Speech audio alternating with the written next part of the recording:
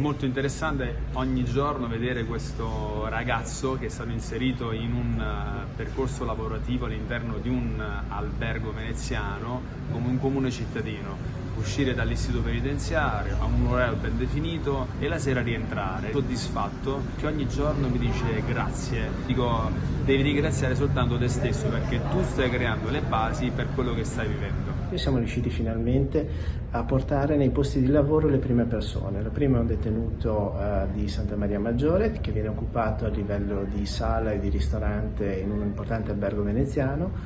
Abbiamo collaborato anche con l'ufficio dei minori, un ragazzo è andato a lavorare sempre in sala presso una struttura nostra associata, quindi le possibilità ci sono, vanno vinte quelle preoccupazioni, quelle paure che ci sono verso delle persone che comunque affrontano un percorso volontario.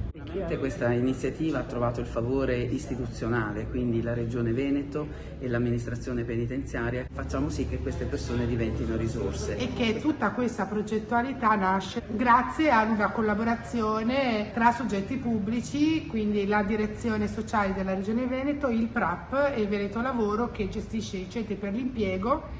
Siamo convinti che sia una cosa importante, noi viviamo del turismo, quindi della bellezza del territorio, ma anche di quella che è la sostenibilità sociale.